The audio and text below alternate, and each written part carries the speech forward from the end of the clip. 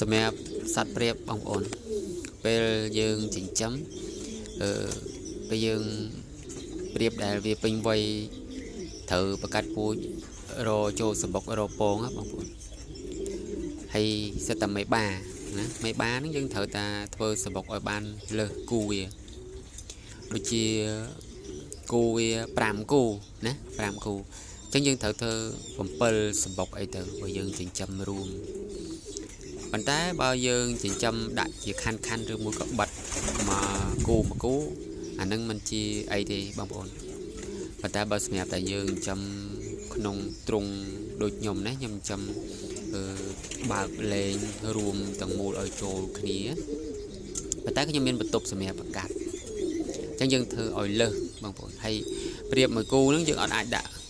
ទ្រុងដដែលបានទេគឺយើងត្រូវតាព្រៀបមួយគូយើងដាក់ទ្រុងឲ្យវាតាមកទ្រុងហ្នឹងសម្រាប់ឲ្យវាដឹង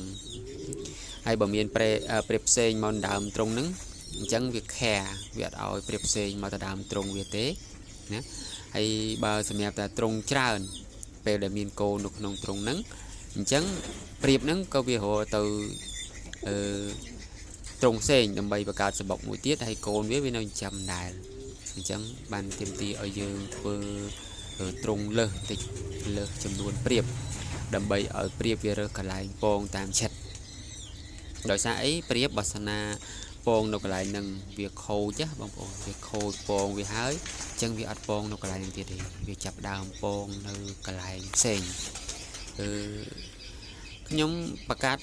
បងប្អូនគឺលេងខ្លះដាក់ទ្រុងខ្លះកន្លែងណាដែលដាក់ទ្រុងនោះគឺពេលព្រៀបដែលចូលពងវាត្រូវជន់គ្នាអីហ្នឹងវាត្រូវតាបង្កាត់ពូជអញ្ចឹងយើងត្រូវរៀបចំដាក់ទ្រុងដើម្បីឲ្យវាជន់គ្នាបានច្រើនដងហើយវាមានមេជីវិតហើយបើវាពេលវាពងហើយអីហ្នឹងយើងត្រូវតែលេងបើកលេងខ្លះហើយដល់ពេលវាមានកូនចុកចំណៃហ្នឹងគឺកូនវាធំតិចគឺយើងត្រូវបើកលេងព្រៀបលេងឲ្យមានសេរីភាពដែរបងប្អូនហើយដល់ពេលវាបញ្ចុះកូនចប់អីហ្នឹងគឺយើងត្រូវតែលេងឲ្យវាហើររយៈពេល4-5ថ្ងៃទៅមួយអាទិត្យ10ថ្ងៃអីចឹងទៅតម្រាំតែវាដើរលេងរីករាយអស់ចិត្តហើយនាំគ្នាចូលពងចូលអីទៀតអាហ្នឹងបានយើងចាប់ដើមរៀបទ្រុងដាក់បង្កាត់ម្ដងទៀតដោយសារអីបើសិនណាយើងដាក់ទ្រុងជាប់អញ្ចេះហ្នឹងបងប្អូនគឺវាស្រេះវាពិបាកចិត្តវាហើយវាអត់មានហើវាទៅធ្វើឲ្យពោះវៀនវាហ្នឹងវាកើតរោគកើតរាំងអញ្ចឹងវាឈឺវាអីអញ្ចឹងបងប្អូនអញ្ចឹងវាត្រូវការហាត់ប្រាណកម្ដៅថ្ងៃហើដើម្បីឲ្យ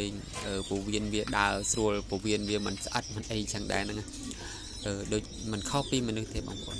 យើងបើសិនណាយើងអង្គុយតែមកកន្លែងមួយខមកកន្លែងអត់មានបានដើររត់ហាត់ប្រាណដើរលេងអីទេគឺតបប្រមល់ស្រេះមិនដឹងជាគិតស្អីបានន័យថាគិតទៅផែនដីហ្នឹងវាតូចចឹងណាប៉ុន្តែបើសម្រាប់ព្រៀបហ្នឹងដូចគ្នាអញ្ចឹងវាត្រូវការហើលេងចឹងដែរហើយរបៀបដាក់ឲ្យហើហ្នឹងគឺវាមានដែនកំណត់ដែរព្រោះអីខ្ញុំនៅកន្លែងនេះខ្ញុំចំនៅបែបទីក្រុងដែរទេអញ្ចឹងអត់អាចឲ្យវាលេងទៅហោះហើទៅណាទៅណីទេបងប្អូនខ្លាចហើទុំលើតបោផ្ទះបងប្អូនយើងនៅជិតខាងអញ្ចឹងទៅនាំកើតមានបញ្ហាហើយណាមួយហើចុះហើឡើងពេលភ្លៀងពេលខ្យល់រសាត់អីទៅវាហើបោកបាត់ទៅឆ្ងាយអញ្ចឹងណាអញ្ចឹងយើងត្រូវតែដាក់ទ្រុងវាចឹងអរគុណបងប្អូនដែលតាមដានតាំងពីដើមដល់ចប់សូមឲ្យបងប្អូនមានសុខភាពនិងសំណាងល្អថ្ងៃក្រោយជួបគ្នាទៀត